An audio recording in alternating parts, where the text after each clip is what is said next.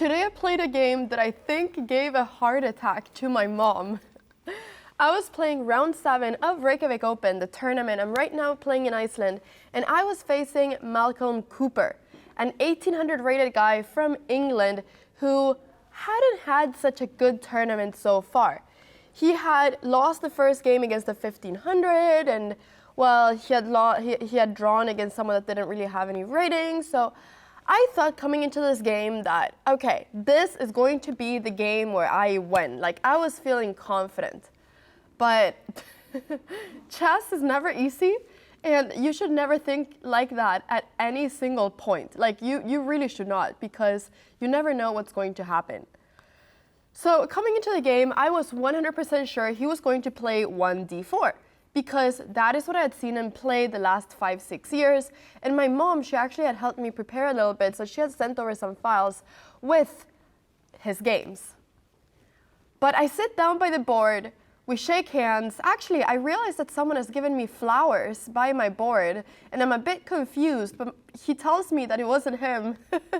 And so I realized that someone random has sent me flowers all the way here to Iceland, and the flowers were really nice. And we have a little bit of a conversation. We shake hands. I start the clock, and he goes e4. And I say, no, there is no way he's playing e4. So my immediate reaction was, because of the way that he was playing it, I thought, okay, I think he doesn't know that much e4 theory if I enter a very theoretical line.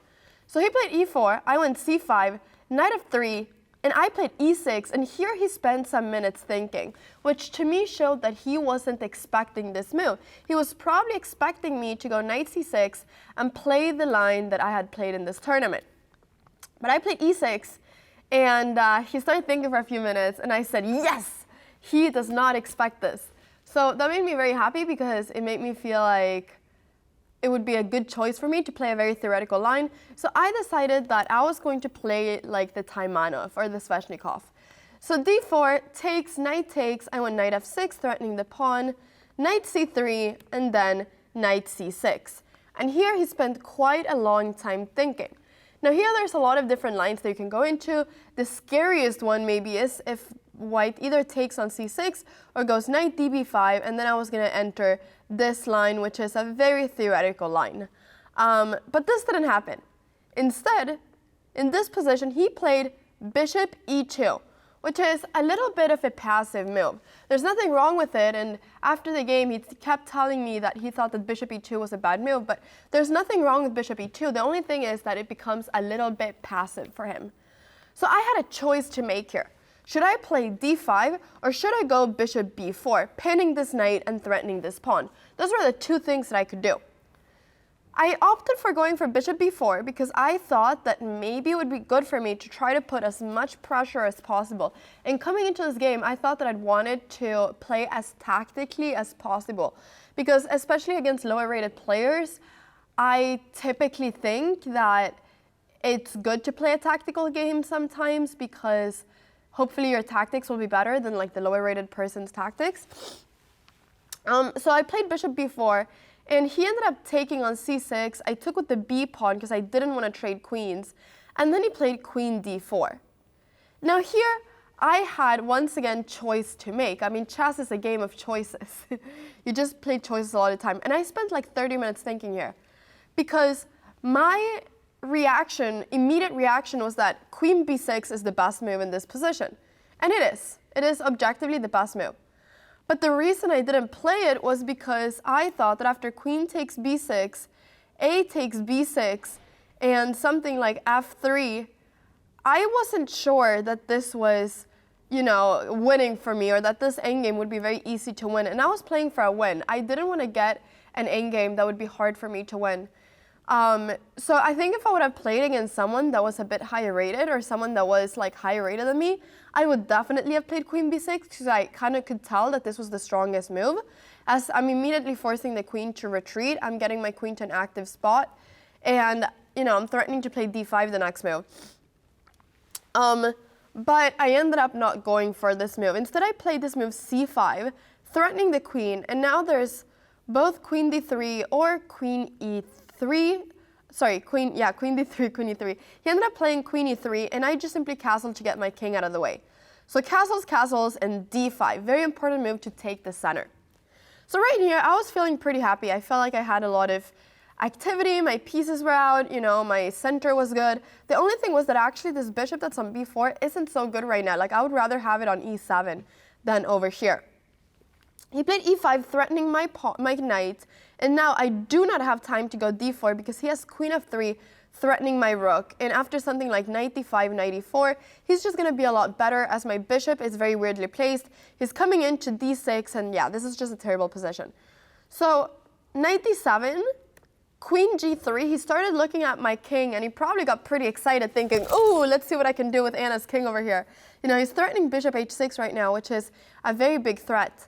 And now I think that what I should do is king h8. Just get the king out of the way, no more trouble, and that's it. But I was scared of knight b5. That was the reason I didn't play it. And here I can play maybe bishop a6, pinning the knight with the idea that if a4, I actually can maybe go c4, and then just get my bishop back, reroute everything. And if something like this, I actually in this position have knight takes e5. So this is not really a threat. That's why it's nice to get the bishop out of the way. So I think king h8 would have been the best move. Instead, I went for queen c7 with the idea that now bishop h6 doesn't work because I have queen takes e5, taking the pawn but also defending the checkmate. But now he has this move, bishop f4, which is a really good move. Like, he's played so well so far. And I am almost forced here to play bishop takes knight. Because if I don't take this, if I do something random, let's say that I would play something like c4, he's just simply going to get this knight to b5, and then after queen b6, he's going to be able to place this knight over here, and he's just going to have a really nice position. And yeah, I really do not like this. So also with c4, my bishop on c8 becomes a big, pawn with a hat. So, I mean, yeah, I really didn't like this. So I realized after this that I almost must take on c3 to get rid of that knight. And now he has a very important move he needs to make. In this position, I mean, I had both of us had thought for quite a long time. Like, we had 40 minutes left and move 13, which means that we had spent 50 minutes on the first 13 moves, which I don't really know how I spend so much time on my moves. Like, I really think I need to study openings to get myself to play faster. But anyways, here he actually decided to play a move very quickly. But sometimes in crucial positions, you have to think a little bit further, because he went queen takes c3 in like a split second. But now the problem is for him that I have this move f6. So actually for him, it would have been better to take with the b pawn. But this looks a little bit funny because you're doubling your pawns, and it doesn't really look like it makes any sense to do this. And actually here, my plan would have been to go c4 most probably, and then just try to play something like get my knight around, etc. But this bishop on c8 is pretty weak. But he ended up, after bishop takes c3, taking with the queen. And now I have this move f6, which is threatening this pawn, and if he takes, the bishop is hanging. So I'm winning a pawn. But it's not so simple yet, because he has this move, rook f e1, which is actually very tricky, because after I take this pawn and he moves with the bishop, I actually am quite in a pickle, because he's threatening this move bishop b5. Let's say I do something random like this. He's threatening both bishop b5 but also bishop g4, threatening this pawn, and the only way for me to defend it pretty much is by moving my knight, but then my bishop is going to be to defend it with my bishop, but then my knight is not defending here anymore. And if I push d4, then this is hanging with check. So this is actually a very tricky position if he plays rook e1. But he ended up playing the move bishop b5 instead, with a similar idea that he wanted to put pressure on this knight. However, it would have been better to keep the bishop here so that he would have both the option of playing bishop g4 or bishop b5, depending on what the position called for. So I think this is a really nice little idea. I thought that was really nice when I saw it in the analysis. But bishop b5, I ended up taking the pawn with my knight instead. And now after rook e1, I have this really nice idea, queen b6, getting my queen out of this pin and threatening this bishop. And will she grab the pawn? Oh, is getting so nervous here. Is getting so nervous. I guess I will have to take some water. But will she take the pawn on e5? This is just absolutely the best. and her opponent will get under pressure. She takes it, and she takes it with the knight. She makes this very, very good move. She takes it with the knight. This is a fantastic good move. Yes, she was using some time. How much did she spend? Was it like 10, 15 minutes? I believe so, maybe 15 minutes. But this is absolutely a very good move. And now I am clearly one pawn up. Like, I have taken the pawn, I'm enjoying the pawn, and I'm having a good life. Like, that is how I felt like in this position. I was feeling very confident, and like, I had a great center, extra pawn. I thought now everything was going to be pretty easy. But boy, was I wrong. I really like that sentence. Boy, was I wrong. It sounds really fun to say. Anyways, boy, was I wrong. So a4. I thought now, okay, the plan for me is going to be to try to trap this bishop, and actually here my best move is to go c4 and try to trap this bishop. But I ended up going knight g6, threatening the bishop, and after bishop g3, now I went c4. And now this is still okay, but it's not as good as before. He went queen e3, and this was the moment where I made a big mistake. I miscalculated, basically. And I made a big mistake. And this mistake would actually, make me lose my whole advantage. So here, the idea is that I want to go a6, but I cannot entrap this bishop, but I cannot do it because my queen is hanging. And if he takes my queen, then I'll take with the a pawn, and then I will never be able to go a6, obviously. But what I saw was that my initial reaction was that I kind of wanted to, well, first and foremost, I kind of wanted to go queen b7, but with the threat of going a6, but the problem with that is that he goes queen c5, and now he's threatening this move. So here, I calculated taking the queen. I ended up playing e5. I calculated taking the queen, but I didn't want to do it because I thought that after rook takes, a6, bishop c6, rook a7, for some reason I thought bishop b8, and I thought that this would be a little bit, scary with the bishops. But actually, after rook f7, this bishop sucks. My pawns are amazing. And there's no weakness, and I just am a pawn up and I have a great game. Like, this is just a fantastic position. If you attack my rook, okay, no problem. I'll go rook d8 and threaten your bishop. Not a problem at all. You move your bishop, okay, I get my knight around. I mean, this bishop is so weak. The bishop cannot really retreat. This is just a completely amazing position. But for some reason, I decided here that it was too scary to let this bishop be out roaming in the air. So I played e5 to block the bishop. But now the problem is that after it takes and takes, bishop c6 and rook a5, my pawns are really weak. Like, these pawns are really weak. I never really want to push this pawn because it's going to make this pawn weak. And all of a sudden, my whole center is getting very weak. And if I lose one of my pawns, then he has the bishop pair, so he's much better. So he was playing very nicely here, and I was starting to get really scared. So he played the best move, b4, and it was really fun because he told me after the game that he played it because he wanted at least to show everybody what en passant is. He wanted to showcase to the viewers en passant, which I thought was so funny. But it was the best move. And I really want to give a shout out to my opponent, by the way, because he was so nice, and we actually analyzed the game after and everything. So big shout out to Malcolm. He was so kind and just nice in general. So I thought that was a really funny anecdote, though. So b4. And then I took on b3, and then he took back, and now I have the problem that b4 is coming. So actually, here I should go rook d8 to defend my pawn because b4 is a threat. But I did another mistake. It was a double mistake. Like my mom always says, you don't get a bad position from one mistake, you get a bad position from several mistakes in a row. Bishop e6 is a mistake because he has the amazing move b4, rook a7, and now the best move in the position, f4. Malcolm was finding all the moves. And he played f4. I'm so sorry. He played this beautiful move now, f4, and now Anna is having problems. She's absolutely having problems. She is not better any longer. She will have to be careful not to becoming worse. f4 is super strong because I cannot take, as then my bishop is hanging. And so I started feeling very scared. I played rook c7, which I think is fine.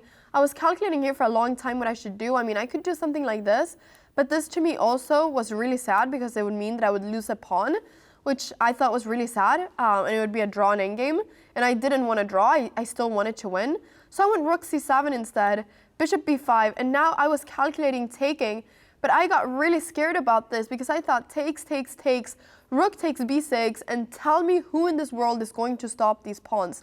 I thought these pawns were absolutely terrifying to play against, and I just didn't dare to enter this position with a minute on my clock. So I went rook c2 instead, and in this position, I mean, this is a really bad move. My mom completely lost hope. Like, she was telling everybody that, you know, I was probably gonna lose the game. Like, she was really not optimistic about my position, which I think is hilarious because she's right about it. Like, my position sucks. So I kind of want to insert a clip from the stream because my mom was very not positive about this position. And I think she was really sad that I had turned such a good position around to such a bad position. But yeah, the idea here is that after takes and takes, bishop takes, I wanted to go rook f2. And now actually there's two options. He can either go bishop f1 or bishop g3. He ended up playing the best move, which is bishop g3. I mean, Malcolm couldn't stop playing the best moves. He was playing so well. But he also could have gone bishop f1. And then here, I was really scared about what to do. I think I probably would have taken. No, I think actually I would have gone something like... Yeah, I was trying to calculate knight h4. But I really think it just doesn't work because of bishop g3. So I really actually do not know what I would have done. If I do something like bishop here, there's bishop g3. And after rook here, there's a5, and I just do not really have time. Like, I wanted to maybe go bishop d3, but there's just no time. After takes, bishop takes f1. I mean, I am just going to be dead lost after rook takes f1. So yeah, I was here. If he went bishop f1, it would have been really scary. He went bishop g3, I took the pawn, and now he had two options, king h1 or king f1. We both had little time on the clock. He had 5 minutes, I had 1 minute. We had 10 moves to make before time control. And Malcolm, unfortunately, or fortunately, you know, depending on the perspective, played king f1, which just loses the game on the spot. He will go with the king to the corner. This is absolutely sure. If the pawn was on d4, Anna would have bishop d5, but this pawn is actually doing that her counter is not enough. Without this pawn, Anna would be fine. Without d5 pawn, take it away, play bishop d5. He played king f1. He played king f1. And now Anna have bishop h3. She has bishop h3. And I think she's going to play bishop h3. And now Anna is winning if she played this bishop to h3. And she played this move. What a change. She played bishop h3. She is threatening mate now. She is threatening mate. And if you give a check like this, she is coming up. It's only one check. She is threatening mate here. Due to bishop h3. And actually, after bishop h3, he resigned. Because there's nothing he can do here. I mean, he's going to be losing. The best move is maybe bishop e2. But then I can do so many things. Starting with rook takes g3, I will be so much material up, and I mean, this king is not getting anywhere. So I'm also right now just threatening actually to checkmate him. If he does something random, it's actually just a checkmate with rook takes g3. So he resigned here, but if he would have gone king h1, this would have been a very different story, because now, I mean, I don't even know what I would have done. Like, the best move is knight f8, but I would not have found that move in a million years. So probably in this position, I would have played something like bishop f5, knowing myself. But then after a5, this is incredibly scary. I probably would have had to do something like this and just pray that I can stop this pawn somehow. But yeah, this would have been terrifying, and I probably would have lost the game if he played king h1. So I was very lucky that he went wrong there. And yeah, I felt a bit bad about Malcolm after the game, but he was so like gracious and kind, and I think that many people, after having lost in such a way, they would have been pretty upset. But he was just very kind, and he asked me if I wanted to analyze the game, and I ended up doing that after finishing my stream. So we spent like 30, 40 minutes talking about the game and talking about chess in general, and it was really nice. So it was really great to be able to talk through our thoughts after the game too. And he actually told me then that he typically does play d4, but he wanted to play e4 because it seemed a little bit more exciting now that he was playing on camera and stuff, which I thought was also really, really fun. So yeah, big shout out to Malcolm. Once again, thank you so much for the game. And Yeah, I think I underestimated him a little bit in the beginning of the game because of his rating being 300 points lower than mine. But if this game is going to teach me any lesson, it's to never underestimate anybody. Anybody can beat you, and you always have to play your best chess. And I, 9 times out of 10 in this position would have lost to Malcolm. So Malcolm played a fantastic game. And yeah, just I hope it goes well for him in the rest of the tournament, as he seemed to have a little bit of a rough start. So I hope you enjoyed this. I am right now on 3.5 points out of 7. There's 2 more rounds to go, and I'm going to do my best to win those last 2 rounds and finish the tournament on 5.5 points out of 9. I'm right now losing 25 points of rating, but if I win the last 2 games, then I will probably not be losing so much rating. So wish me good luck. Round 8 is starting in just a couple of hours, so please wish me good luck in the comments down below. And please subscribe if you haven't already, because we are so close to hitting 1 million, which would be amazing. Chat, can you imagine? Why did I call you chat? That's literally what I call my stream. I'm a bit tired. Please subscribe. Let's try to hit 1 million. Thank you for watching the video, and thank you so much for your support. Bye.